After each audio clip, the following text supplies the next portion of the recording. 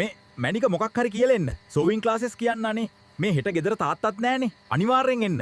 මං හිතුවේ මැනික අද ඔයා එන්නේ නැති වෙයි කියලා. අම්මෝ මම බොහොම අමාරුවෙන් පැන ගත්තේ. අයියත් ගෙදර.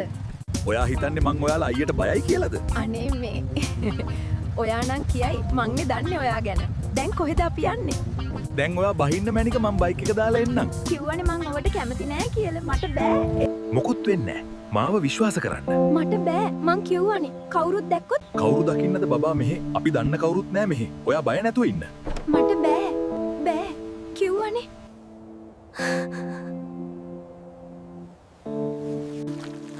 මොකද තොට වෙලා තියෙන්නේ කියපිය?